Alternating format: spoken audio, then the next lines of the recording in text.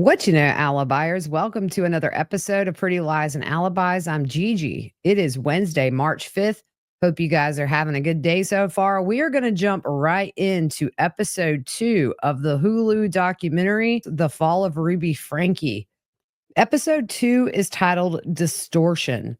It opens with social media influencers bashing Ruby for how she treated the kids with Chad on the sleeping bag in the basement, as well as her elementary age child not getting lunch.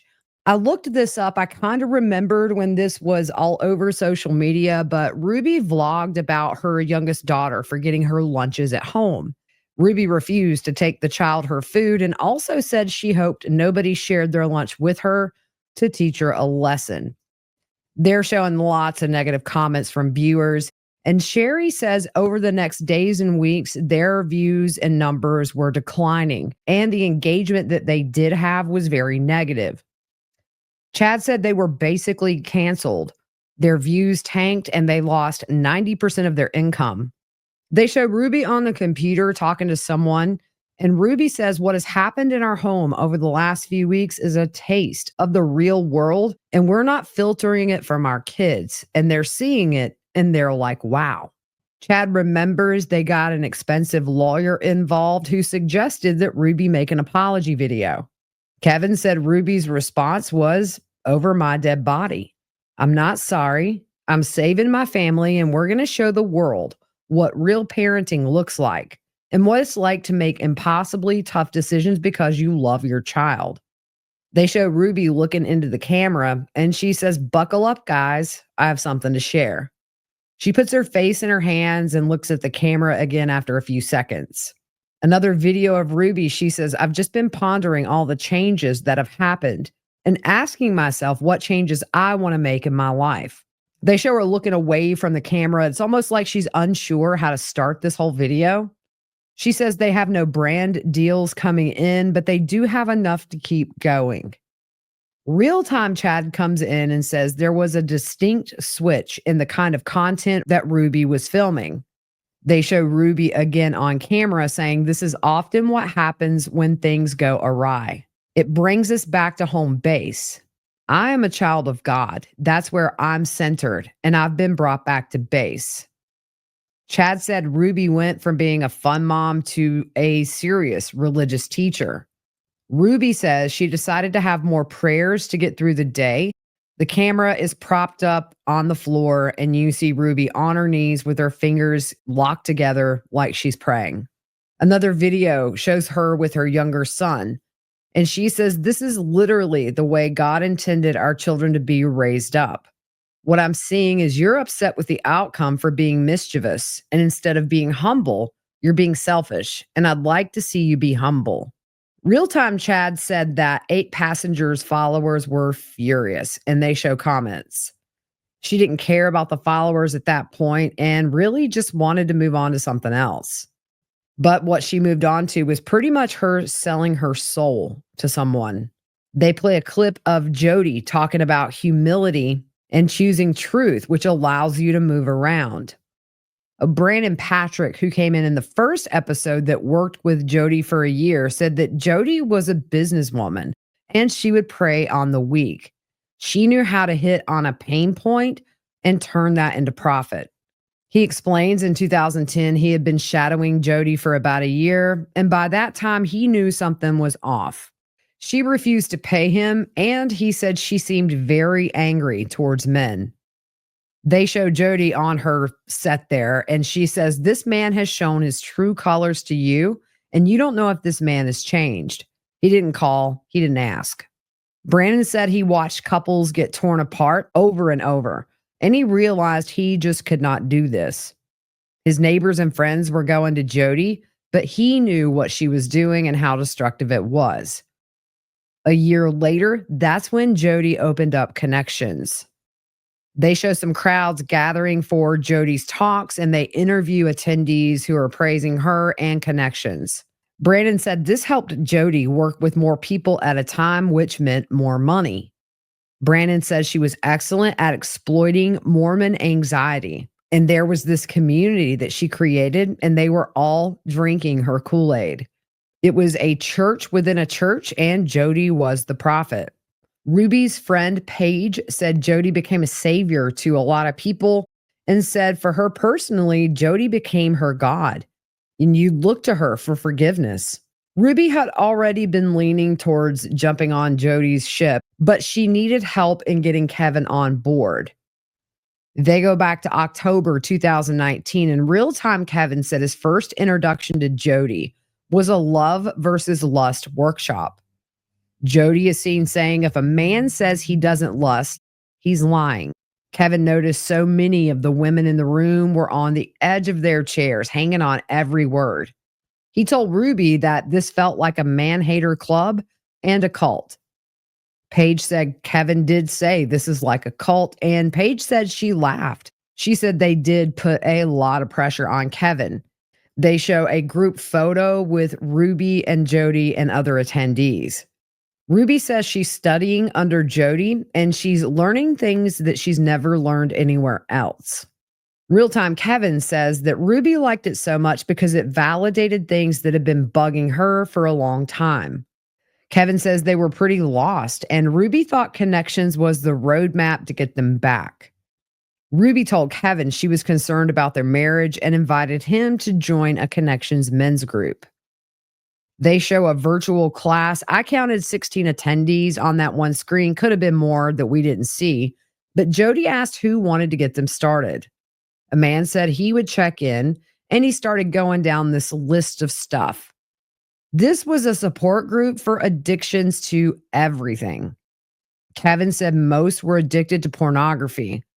One would say, I relapsed, and Jodi would say, how long are you going to keep choosing this? You're losing your family. Kevin said the man looked dejected and miserable. Jodi said, look at Kevin. He makes choices every day that are responsible. He's a man. Kevin said it felt good to be praised, and he actually started looking forward to these classes. The thing that he felt the most good about was seeing the way Ruby was looking at him. It was the way he always wanted her to. They showed Ruby filming in the kitchen, making Kevin breakfast. He said the relationship felt better. There was less conflict, and it felt like they had purpose again. Chad comes in and says his parents started using Jodi's language. They show comments from viewers of people saying how happy Ruby and Kevin seemed. In the background, they're showing all these lovey-dovey videos of Kevin and Ruby. Chad said Ruby stopped shouting, and Shari agreed. Chad says they were like a happy family again. So they show happy videos of them around this time. Paige said that Jodi incorporated Ruby and Kevin quickly. They show Ruby speaking at a conference, and Paige said that Jodi allowed Ruby to train as a coach when Ruby was still very new to therapy. Kevin says that's when they became the face and the voice of Connexions. They show a clip where Kevin is speaking at one of these conferences.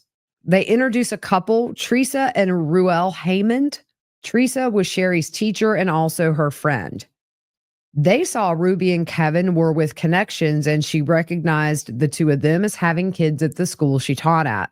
They thought it was interesting that Kevin and Ruby were already second tier to Jodi.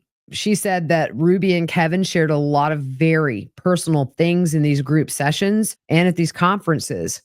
We see Kevin speaking to a crowd, and he says, the only way I know how to make sex work is through lust. Paige said Jodi was careful about who she collected and only cared about their influence and their audience over their understanding and their comprehension. They show some clips of Ruby and Jodi on a hike with some other people. Brandon says Jodi was always enamored by money and fame and would treat clients differently according to their status. When a wealthy, well-known client came in, Jodi told him, we really got to take care of this one. Chad says around this time, it was just the breaking point for 8 passengers, and they called it quits. Ruby changed the name of that page from 8 passengers to Moms of Truth. And Chad said it all transferred over to Jodi's business.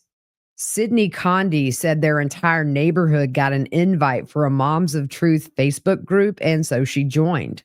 They show a video of Ruby and Jodi on camera introducing themselves in a very early video after they joined forces.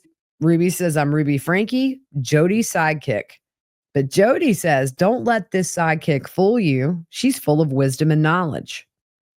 Chad said Ruby was all in at that point. They show another clip, and Ruby says, you wonder where I've been on my vlog. It's to save my kids. And she gets choked up, and Jodi puts her hand on Ruby's leg. Ruby says, no amount of money, and I was making millions. And I left because my kids were being hurt with entitlement, people's advice, and they didn't have a mother at the front saying, I don't care what the world's opinion is. They show some comments from viewers asking where 8 passengers was, and one person said Ruby and Jodi were suspicious. Kevin said that Ruby believed they were supposed to be part of something that was earth-shifting and God's work, and they felt something big was coming. We move into 2020 after COVID hit. They had a 5.8 earthquake on the west side of Salt Lake City, and Kevin said it got exciting. The world's ending. They felt like they were on the right side of it. Sounds very Lori and Chad Daybell, doesn't it? Shari talks about the end of times and what you're taught, as well as there will be a tribulation period where it's hell on earth. Ruby thought COVID and these earthquakes were all the start of it. They show Ruby filming a video. She's showing all of these items in her floor and on her shelf, asking, are you ready to become a food prepper with me? Then she changes and said, no, emergency prepper. Kevin said he really did believe this was the end of the world. They show Ruby and Jodi showing off all this food storage at Jodi's house. Jodi says with the chaos of the world, their job is to educate everyone. Ruby would say Jodi had been called by God and was doing amazing work, that God built up their channel and their job was to share the truth. Kevin said that he and Ruby did believe Jodi was called by God, that she was a representative of God, chosen by God, and all this belief came all together in May of 2021. Kevin says that Jodi calls Ruby sobbing and wailing into the phone and said she was being haunted by hooded shadow figures that would appear around her bed at night. Jodi said Satan had it out for her, and Kevin and Ruby believed it. They wanted to believe it because their state of mind was they're ready. They're expecting something big to happen, but not this. They go to Jodi's house to support and help her because she was so upset. Chad talks about Jodi's home. It's essentially a mansion and said it was amazing. She gave them a tour that lasted 2 hours because of how huge the house was. There were 4 levels, and the bottom 2 levels were underground food storage as well as wilderness supplies. Kevin said things happened in the house that he can't explain. Once there was a tremendous crash on a level beneath them, but nothing was down there. The same visit, very high up on a glass window, was a big handprint with very long fingers. He said he couldn't explain it. The director asked Kevin if he has a photo, and he shows it. Y'all, I stared at that picture for 5 minutes. I didn't see it, but Kevin did. And Kevin thought he was in the presence of Satan. He thought it was otherworldly or supernatural. Jodi's bishop was blessing her house and at one point told her, I can't keep doing this. We need to come to another solution. So Ruby suggests that Jodi come to their house to heal. Ruby told Kevin, this is the second coming. God is returning. And because Jodi is chosen by God, she plays an important part in the second coming. So Jodi moved in with Ruby, Kevin, and their kids. Shari said Ruby called her and said that she had a couple of hours to take whatever she needed out of her room because Jodi was moving in there. Shari was leaving for college in a couple of weeks anyways, and Chad said he didn't think anything of it. At the time, he liked Jodi. He respected her and loved her, but when Jodi moved in, he wasn't so much of an issue at that point. It had shifted to those 2 smaller kids. They show Ruby recording and the kids are off camera and she yells, no, you're not entitled to talk when I'm recording. Sit back up there and be quiet. Chad said his little brother was talking back a lot and his little sister was being rude to Ruby. There's a video of her screaming at them. And Chad said to Ruby, it felt like evil and she wanted to help. Jodi is on a video saying that children aren't entitled to privacy, and this is not an age thing. It's an accountability thing. Shari said they weren't allowed to tell anybody that Jodi was living there. She thought it was weird that a therapist would move in with her patients, so Shari started looking Jodi up online to see who she was. She learned Jodi wasn't a psychologist like she claimed, and the reviews online were negative that she had destroyed families. Jodi wasn't married, her kids didn't talk to her. And at this point, they start to show some of the reviews for Jodi by people that have been seen by her. It was just warning others. Jodi brainwashed my wife. Don't go down this road. She plays God so she can keep taking money. Shari remembers thinking, why are we working with this woman? They show a headline, porn therapist Jodi Hildebrandt violated state law. Chad says that Shari went to Ruby about that, and Ruby didn't think anything about it. To Chad, at the time, it seemed people were just attacking Jodi because she was morally correct and spiritual.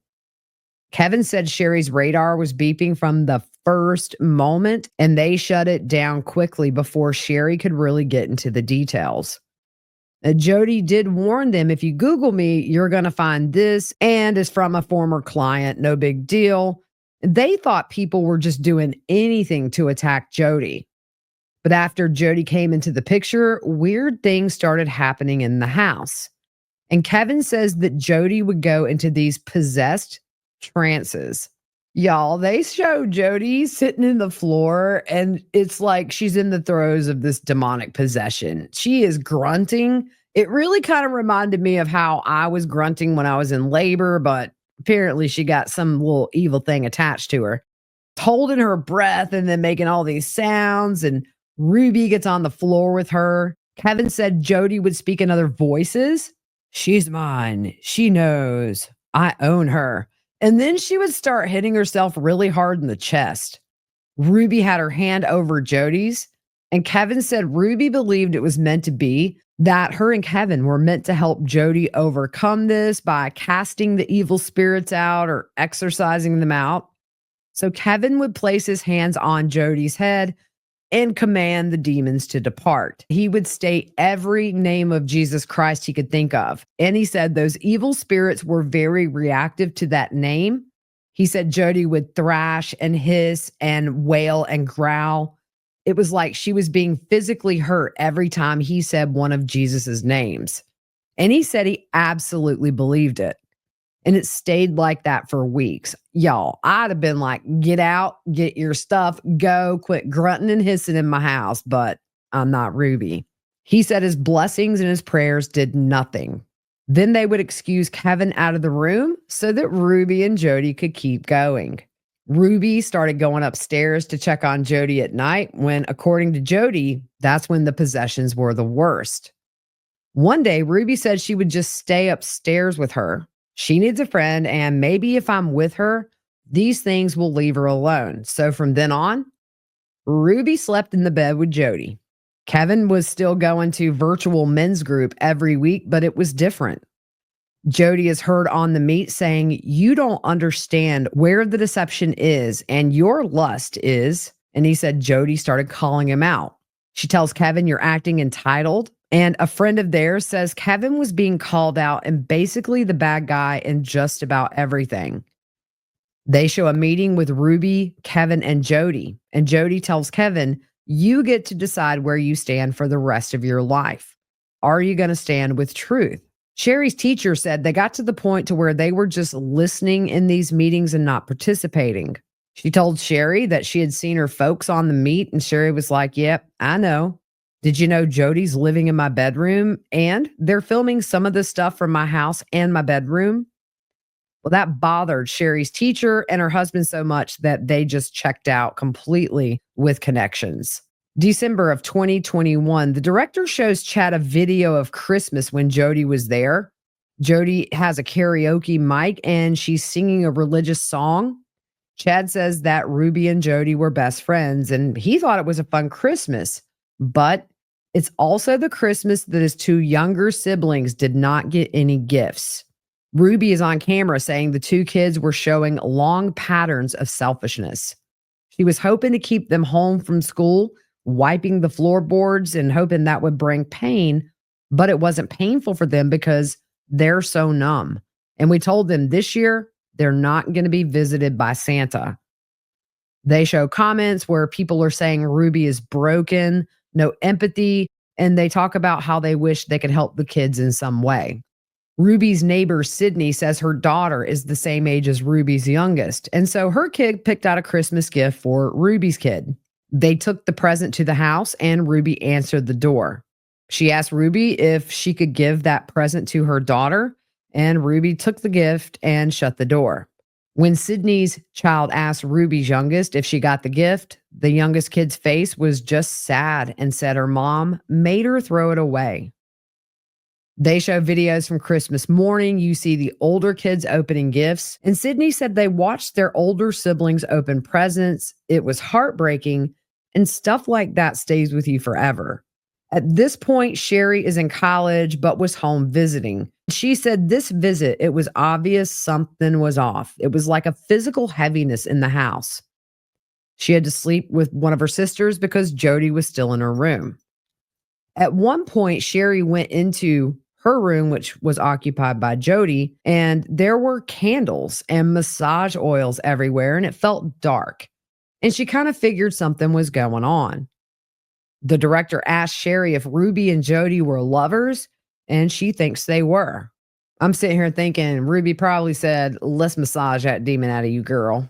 They show photos of Ruby and Jodi all happy and giddy, and Kevin says he doesn't know the extent to which their interactions went, but it was more than a friendship and more than a sisterhood. He says it was uncomfortably intimate. They show a video of Ruby on Jodi's back. They're riding a jet ski together. And Frank says Jodi started putting her finger in every aspect of their life. And he thinks Jodi wanted Ruby to herself. But to do that, she would need Kevin out of the picture. Brandon said that Jodi would isolate people from their families, and for her, separation was a means of control. Brandon started to get clients who had been damaged by their therapy with Jodi, and it made him sick, and he thought it was all just evil. They show a video of Jodi talking and says she wants to talk about separation. It's a principle of truth, and it's a tool necessary for growth, development, and is common for some couples. Brandon said that Jodi was divorced and he didn't know about her relationship with her own children, but he knew it wasn't great. She was isolated as far as family and friends, and at the same time, she was turning her clients into her. He said her practice was like a cult. It isolates you. You don't question the leader, and the leader always has the power. We move on to when Ruby kicked Chad out of the house. You can see it still hurts him to think about. He said he knew he loved Jodi at that point and felt he had to confess to her anything about pornography or making out with girls. Jodi thought it was a good idea to tell Ruby about it, so he did. He told Ruby he was watching pornography and making out with girls at night behind her back at the time Jodi was in the home. He said he had never seen Ruby more distraught or red in the face. He said it wasn't anger at first, but sadness. She was sobbing, she couldn't breathe, and then it clicked. And Ruby said, "Oh my gosh, everything that happened to Jodi, all the possessions, all the attacks, it's all because of you and what you're doing behind our backs." Ruby immediately stops crying and says, "I think it's time you leave the home." Chad, by the way, 17 years old when this happened. They show videos of Chad packing. Yes, Ruby was recording all of this, y'all. He said it made sense to him at the time.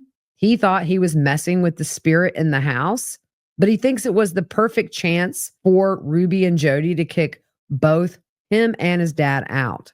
Kevin said when he came in the door, Ruby was very intense and bluntly said, "Our marriage is in serious jeopardy because of your selfishness, your lustful thoughts, and behavior you've been hiding. I'm trying to rise up to do God's work, and you're holding me and Jodi back.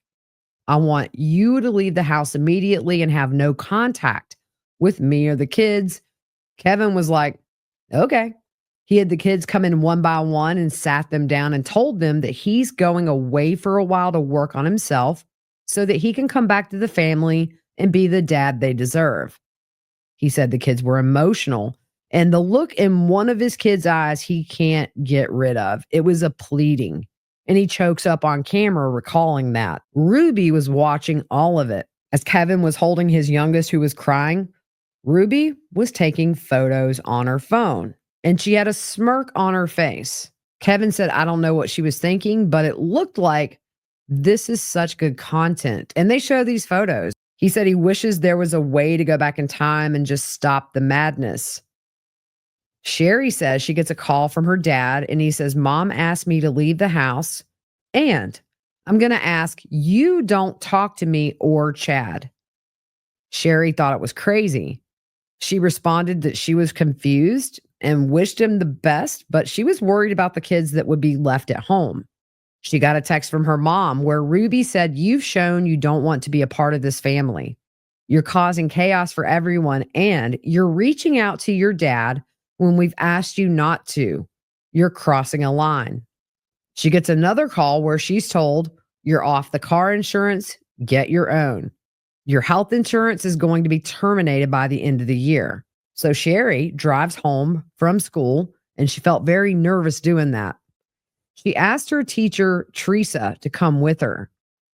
Shari said Ruby opened the door and stepped out on the porch and says, Shari, you're causing a lot of damage to the family. You are deceived. I feel sorry for you and you're in my prayers. Teresa said that Shari was shaking and had tears going down her face. And Teresa said she was crying too. But the only person with no emotion was Ruby. She was stone cold, zero emotion. There was only anger, animosity, and Ruby being defensive. Teresa didn't know how a mom could listen to their child weep and beg, and she wanted to get Shari out of there. Shari said it was understood she was not to come home or talk to any of the kids. Teresa said that Shari just fell apart. Shari showed Teresa a photo of Ruby and said, This is my mom. And it was a photo of who she knew her mom to be. She pointed towards the house and said, That is not my mom. Shari said that Ruby came to see evil in everyone around her, and the only people left in that house were the 4 young kids. And that was the end of episode 2. On the next episode, we are going to wrap up the final one in this documentary, episode 3. Hope you guys have a good rest of your afternoon, and we will see you soon.